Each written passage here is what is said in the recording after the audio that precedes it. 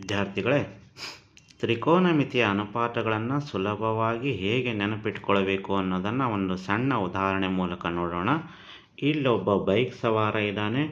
Bike ಸವಾರರಿಗೆ helmet ಕಡ್ಡಾಯ ಅಂತಕ್ಕಂಥದ್ದನ್ನು ಟ್ರಾಫಿಕ್ ಪೊಲೀಸರು ಹೇಳಿದರೂ ಕೂಡ ಸವಾರ ತನ್ನ ಹೆಲ್ಮೆಟ್ ಅಂದರೆ ಟೀಟಾವನ್ನು ಹೆಲ್ಮೆಟ್ ಅಂದ್ಕೊಳ್ಳೋಣ. ಈ ಟೀಟಾ ಅಂದರೆ ಒಂದು ಕೋನ.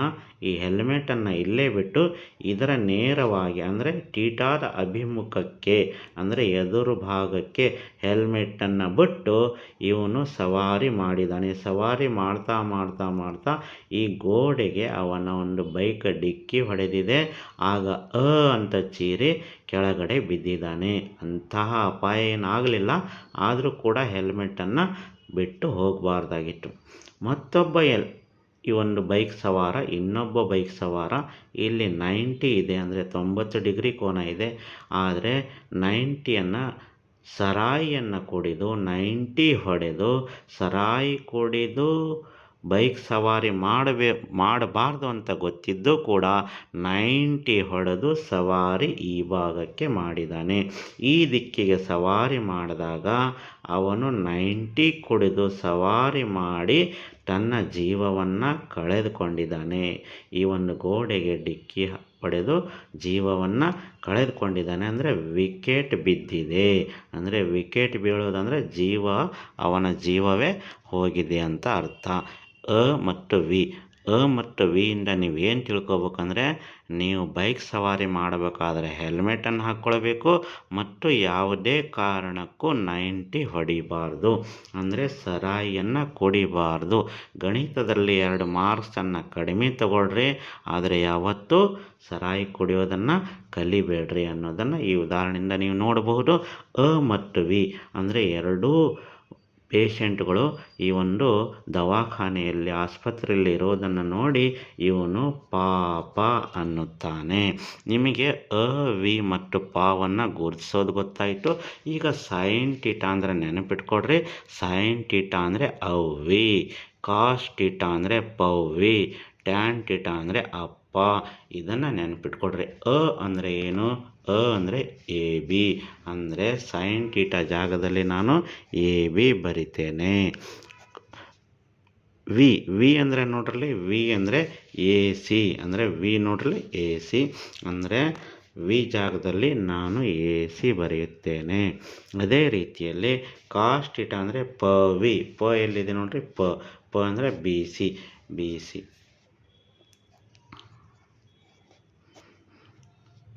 ವಿ ಅಂದರೆ ವಿಕರ್ಣ. ಇಲ್ಲಿ ವಿಕೆಟ್ ಅಂತ ನಾನು ಹೇಳಿದ್ದೆ. ವಿಕರ್ಣ ಅಂದರೆ ಎ ಸಿ. ಅದೇ ರೀತಿಯಾಗಿ ಟ್ಯಾನ್ ಟೀಟಾ ಅಂದರೆ ಅಂದರೆ ಮೊದಲು ಬರಿಬೇಕು. ಎಲ್ಲಿದೆ? ಎ ಬಿ ಇದೆ. ಎ ಬಿಯನ್ನು ಬರೀರಿ. ಅದೇ ರೀತಿಯಾಗಿ ಅಂದರೆ ನೋಡ್ರಲ್ಲ ಬಿ ಸಿ ಇದೆ. ಬಿ ಸಿಯನ್ನು ಬರೀರಿ. ಕೆಲವೊಂದು ಸಾರಿ ಏನಾಗುತ್ತೆ ಅಂದರೆ ಟೀಟಾ ಇಲ್ಲಿರುತ್ತೆ. ಆಗ ನಮಗೆ ಕನ್ಫ್ಯೂಸ್ ಆಗುತ್ತೆ. ನಾವೇನು ಅಂದ್ಕೊಂಡ್ಬಿಡ್ತೀವಿ, ಟೀಟಾ ಇಲ್ಲಿದ್ದಾಗ ಪಾರ್ಶ್ವಬಾಹು ಇದನ್ನೇ ಅಂದ್ಕೊಂಡ್ಬಿಡ್ತೀವಿ. ಆ ರೀತಿ ಅಂದ್ಕೊಳ್ಬಾರ್ದು. ನೀವು ನೆನಪಿಟ್ಕೊಳ್ಳಿ, ಟೀಟಾ ಅಂದರೆ ಹೆಲ್ಮೆಟನ್ನು ಇಲ್ಲಿ ಬಿಟ್ಟು ಬಂದಿದ್ದಾನೆ.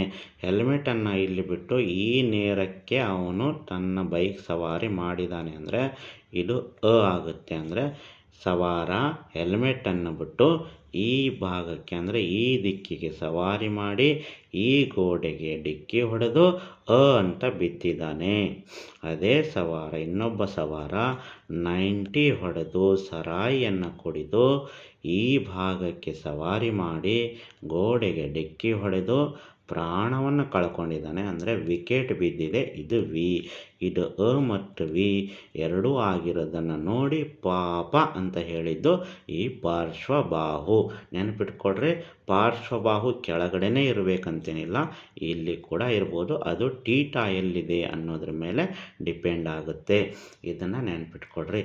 ಹಾಗಾಗಿ ನಾವು ಇಲ್ಲಿ ಸೈನ್ ಅಂದರೆ ಅವ್ವಿ, ಕಾಸ್ ಅಂದರೆ ಪವ್ವಿ, ಟ್ಯಾನ್ ಅಂದರೆ ಅಪ್ಪ ಅಂತ ನೆನಪಿಟ್ಕೊಳ್ಳೋದಕ್ಕಾಗಿ ಮಾತ್ರ ಇದು.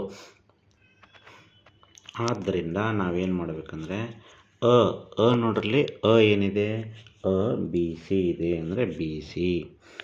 ಮತ್ತು ವಿ ಏನಿದೆ ನೋಡ್ರಲ್ಲಿ, ವಿಕರ್ಣ ಎ ಸಿ ಇದೆ.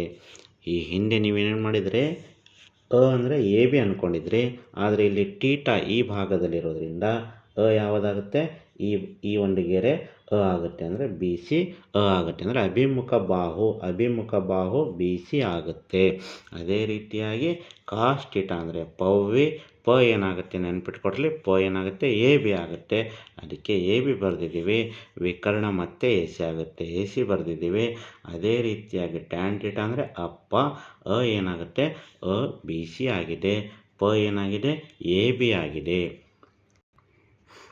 ಕೆಲವೊಂದು ಸಾರಿ ಪ್ರಶ್ನೆಯನ್ನು ಕೇಳಿರ್ತಾರೆ, ಈಗಾಗಲೇ 2-3 ವರ್ಷ ಈ ಪ್ರಶ್ನೆ ರಿಪೀಟ್ ಆಗಿದೆ. ಪ್ರಶ್ನೆ ಏನಿರುತ್ತೆ ಅಂದರೆ, ಒಂದು ಲಂಬಕೋನ ತ್ರಿಭುಜ ಇರುತ್ತೆ, ಅದರಲ್ಲಿ ಸೈನ್ ಅಲ್ಫಾ ಮತ್ತು ಕಾಸ್ ಬೀಟಾ, ಕೆಲವೊಂದು ಸರಿ ಟ್ಯಾನ್ ಕೇಳ್ತಾರೆ, ಕೆಲವೊಂದು ಸರಿ ಟ್ಯಾನ್ ಮತ್ತು ಕಾಟ್ ಕೇಳ್ತಾರೆ, ಕೆಲವೊಂದು ಸರಿ ಸೈನ್ ಮತ್ತು ಕಾಸ್ ಕೇಳ್ತಾರೆ. ಸೈನ್ ಅಲ್ಫಾ ಮತ್ತು ಕಾಸ್ ಬೀಟಾ ಇದ್ರ ಬೆಲೆ ಕಂಡುಹಿಡಿಯಬೇಕು.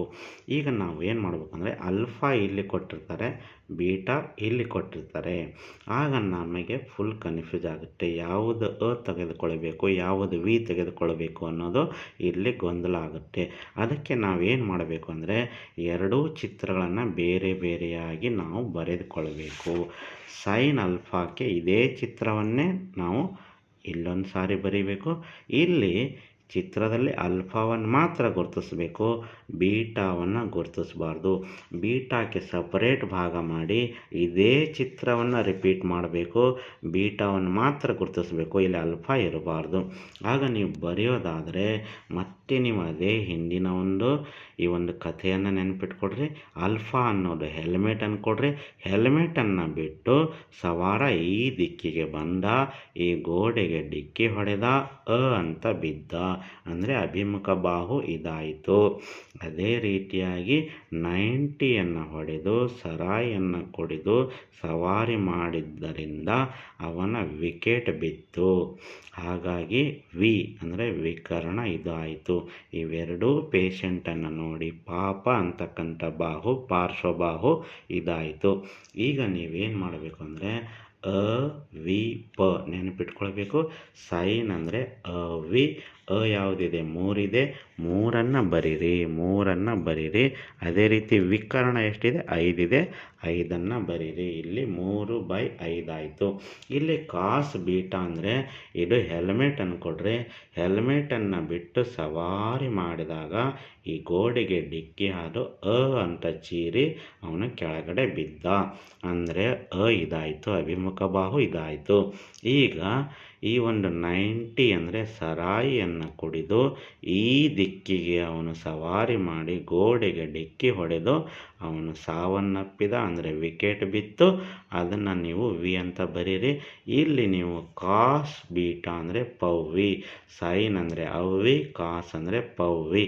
ಈಗ ಪ ಮತ್ತು ವಿಯನ್ನು ಗುರುತಿಸಬೇಕು. ಎಷ್ಟಿದೆ, 3 ಇದೆ, ವಿ ಎಷ್ಟಿದೆ 5 ಇದೆ, ಅಂದರೆ 3/5. ನಿಮಗೆ ಕನ್ಫ್ಯೂಸ್ ಆಗಬಹುದು, ಇಲ್ಲಿ ಕೂಡ 3/5 ಇದೆ, ಇಲ್ಲಿ ಕೂಡ 3/5 ಇದೆ ಅಂಥೇಳಿ. ಸರಿಯಾದ ಉತ್ತರ 3/5. ಯಾಕಂದರೆ ಇಲ್ಲಿ ಬೀಟಾ ಈ ಒಂದು ಕೋನವಾಗಿದೆ, ಇಲ್ಲಿ ಆಲ್ಫಾ ಈ ಕಡೆ ಕೋನವಾಗಿದೆ. ನಾವು ಮೊದಲನೇದಾಗಿ ಇವುಗಳನ್ನು ಬೇರೆ ಬೇರೆಯಾಗಿ ಮಾಡಿದರೆ ಸರಳವಾಗಿ ಲೆಕ್ಕವನ್ನು ಬಿಡಿಸಬಹುದು.